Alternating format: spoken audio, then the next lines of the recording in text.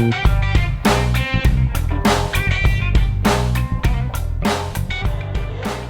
all about early preparation, getting everything set in place before we even swing. So I'm going to show you my ready position. The moment I realize mentally that that ball is on my forehand side, I instantly get in my forehand ready position. Okay? Now I want you to look at my body right now and point out anything that stands out to you in my preparation right now. Back foot. Back. What is my weight? Back foot. My weight is not neutral. It's not on my front leg. It's on my back leg. Why does it always start on my back leg? It flies forward. Most of my power source, a big chunk of it, is going to be when I swing. I'm just swinging with my arm. But as my arm comes forward, the transfer of my weight finishing on my front leg. Okay? So I'm here, loaded, moving to the ball. Notice how I'm sideways. I don't come and shuffle to the ball and then turn and swing. It throws off the time. So the first thing that I do is I get to here, and now I can turn and run. I can cover more territory with that ball. And once I'm here, I'm already loaded, and then I can release all my energy. Okay, what else do we see? Other than where my weight is, what about my paddle? Where's my paddle? It's already where?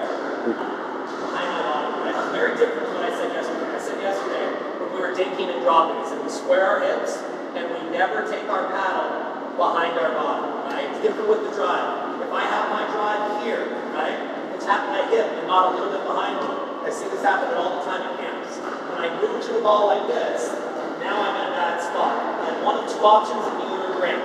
I either shove at the drive, which is going to have very little power, very little fluidity, not much here, or more often, people get here, they decide to swing, and now their swing becomes this, back forward, right? So they're having to time the back swing with their front swing, really tough to time. And when I do it really fast, what happens with my body? What do I use? Getting all slappy, playing my racquetball out here, right? So I'm going to lock this in place and hit from the shoulder, really important. As I'm tracking the ball, and here, it's already back, my weight's already back, and by the time I swing, it comes forward in one motion. I don't need to take it back any further. When I say back, is it way back here? No, I call this holstering the paddle. My elbows kind of connect with my body, it's behind me, but I've got this nice and secure. There's not a lot of separation. That way it's back far enough where I can go for the shot. Okay, next thing. What about this arm? Where's this? It's not here, right? If I keep it here, look what happens when I swing. Get to the ball, I swing, all my energy comes forward with my right arm, but where does my left arm's energy go? Back that way, right? I want all my energy to go towards my target. Just like you see those pros use those medicine balls, where they're throwing with both arms. It's the same logic here. I get this shoulder over and I am now coiled. I call this coil.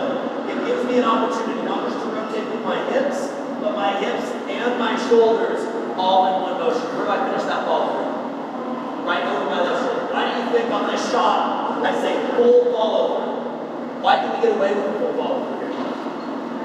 Where are we? We're here. They're there. We have just have a little extra reaction time that allows us to finish the shot and get back and ready for the next one. Gentlemen, anything I left out? Anything else technically? I probably a few more things as far as the drive setup. I think a lot of amateurs, a lot of my students I've noticed really like to use their arm and really muscle this shot. I want you guys to think about relaxing, letting this swing kind of drop through, and that'll create the swing pattern. Oftentimes, a lot of people are very good here because they're using their muscle and their arm. This shot, once it's set, it wants to drop through and will naturally swing to your shoulder.